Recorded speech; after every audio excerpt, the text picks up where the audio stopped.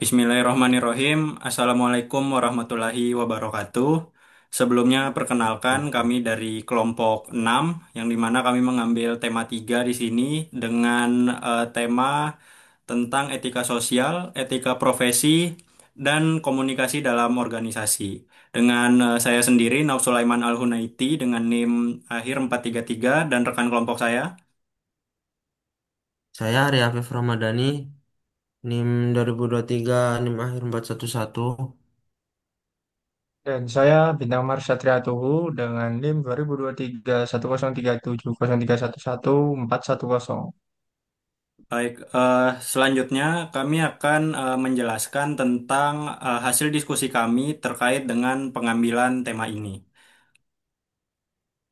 Jadi, yang pertama yang perlu kita ketahui terlebih dahulu terkait dengan etika. Kalau dari rujukan yang saya ambil di sini, menurut Haji Mustafa, yang dimana etika ini yang dijelaskan adalah ilmu yang mempelajari seseorang, baik dan buruk perilakunya, dengan memperhatikan tindakan yang dilakukan oleh manusia itu sendiri, dengan pikiran dan cara berpikir mereka. Jadi, kalau saya simpulkan, eh, etika ini merupakan sebuah konsep di mana manusia itu melakukan hal baik buruknya dengan menggunakan akal dan logika mereka secara sadar, seperti itu kurang lebih. Dan kemudian kami mengambil studi kasus yang berjudul Analisis Pelanggaran Etika dan Kode Etik Profesi Akuntan di Era Persaingan yang Kompetitif, di mana studi kasus dari PT Garuda Indonesia Persero Tbk.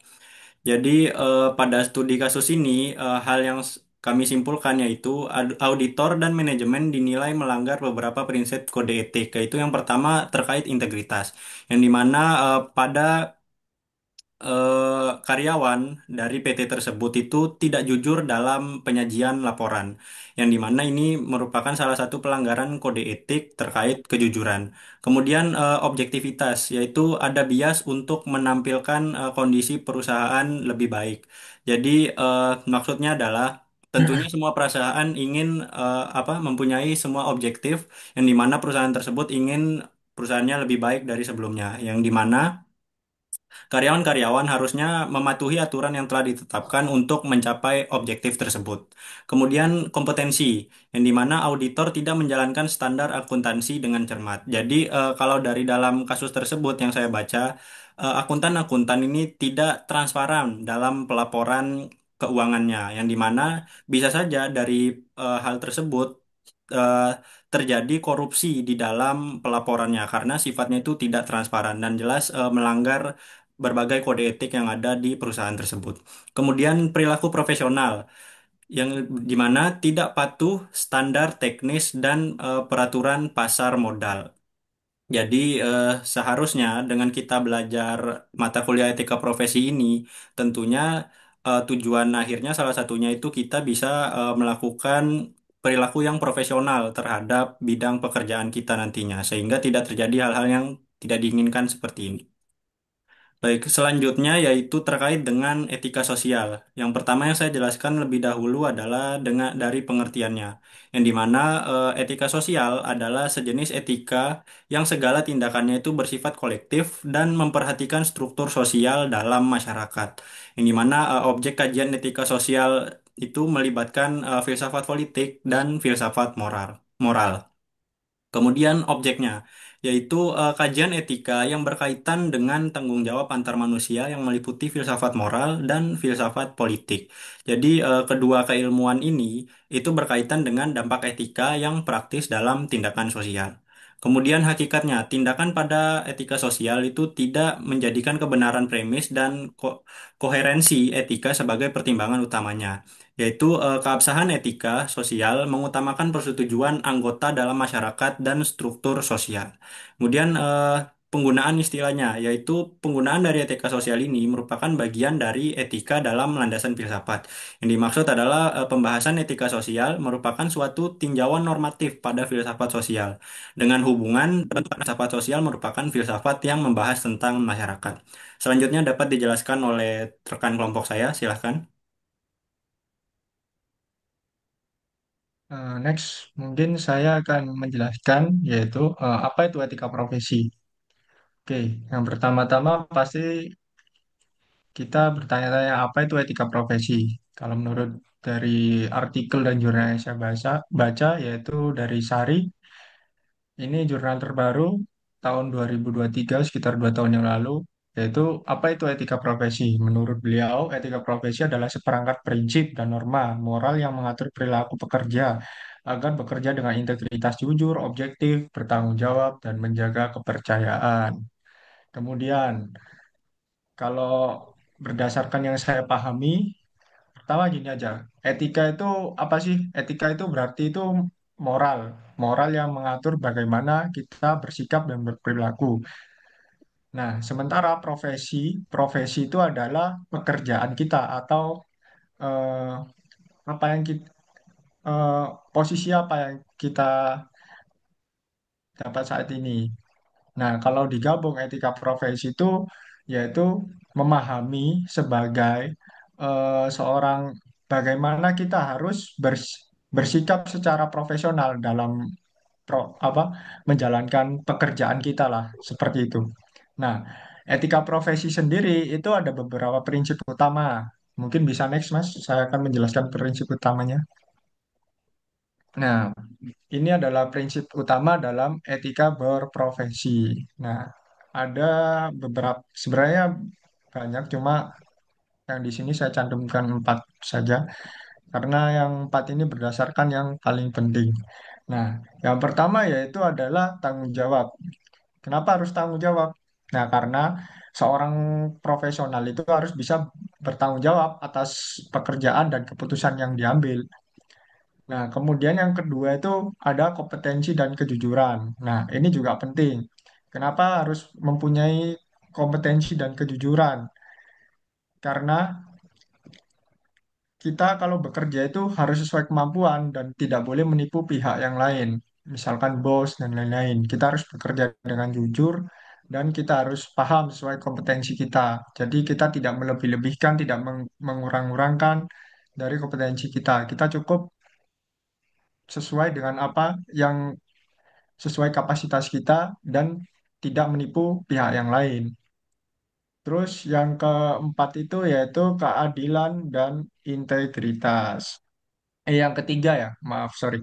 Yang ketiga adalah keadilan dan integritas, yaitu bersikap adil, terus konsisten dengan nilai moral. Dan kemudian yang terakhir itu menjaga kerahasiaan. Nah, ini penting karena kenapa? Kalau kita misal bekerja di startup atau perusahaan besar dan kita memegang nilai, kita itu harus menjaga kerahasiaan itu. Karena kan kita bermain dengan data klien atau data pribadi atau informasi penting dari klien. Nah, itu mengapa menjaga kerahasiaan itu juga menjadi prinsip utama dalam etika berprofesi. Kemudian mungkin bisa next, Mas Nawaf, lanjut ke studi kasus. Nah, ini adalah contoh studi kasus dari manipulasi laporan keuangan PT Kimia Farma sesuai dengan jurnal yang tadi Ibu Sari. Nah, studi kasus yang dibahas kali ini itu adalah tentang kasus pada PT Kimia Farma. Sebenarnya lama sih kasus ini, 2001. Nah, kalau kita hubungkan dari materi etika profesi, kasus ini itu menunjukkan adanya pelanggaran pada beberapa prinsip penting. Nah, pertama yaitu independensi dan objektivitas. Seperti yang sudah saya baca di jurnal itu, auditor itu seharusnya netral dan tidak terpengaruh kepentingan perusahaan. Namun dalam kasus ini tidak dijalankan. Nah, kedua prinsip itu, integritas, seharusnya auditor kan bisa menyampaikan tuh kondisi apa adanya, bukan malah ikut membiarkan laporan keuangan yang menyesatkan itu. Nah, prinsip tanggung jawab publik itu, eh, kok, sorry, salah. Nah, karena laporan yang salah itu akhirnya bisa kan merugikan banyak pihak, terutama investor masyarakat luas. Nah, itu juga kan bisa merugikan perusahaan dari PT Kimia Farma tersendiri. Jadi, mungkin itu contoh dari studi kasus yang bisa saya contohkan berdasarkan jurnal yang tadi saya baca dari Ibu Sari itu. Mungkin itu saja Mas Nawaf. Kemudian akan materi selanjutnya akan disampaikan oleh teman saya. Silahkan, Mas Arya. Baik, untuk materi yang ketiga, komunikasi dalam organisasi etika dan profesi, saya dapat jurnal dari jurnal pendidikan, sama, kok gini sih, bentar, bentar, bentar. Jurnal pendidikan pada ta pada tahun 2025. Di sini apa itu komunikasi dalam organisasi? Komunikasi organisasi adalah aktivitas dasar untuk menghubungkan individu dalam mencapai tujuan bersama. Fungsinya menyampaikan pesan dengan jelas dan memastikan pesan diterima dan dipahami dan diinterpretasikan dengan benar. Untuk tantangan utama, perbedaan budaya dan latar belakang anggota. Yang kedua, potensi miskomunikasi dan konflik. Next.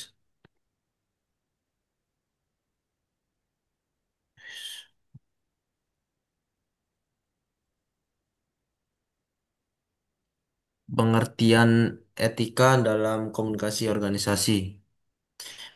Menurut para ahli, Nainggolan DKK pada tahun 2021, etika komunikasi adalah nilai moral yang mengatur interaksi, kejujuran, transparansi, penghargaan privasi, dan tanggung jawab. Pada tahun 2008, Ruslan, etika adalah panduan moral dalam pengelolaan dan penyebaran informasi. Untuk pengertian umum, etika komunikasi organisasi adalah prinsip moral untuk menciptakan hubungan kerja jujur, adil dan transparan dan saling menghormati sehingga komunikasi menjadi lebih efektif dan produktif. Next.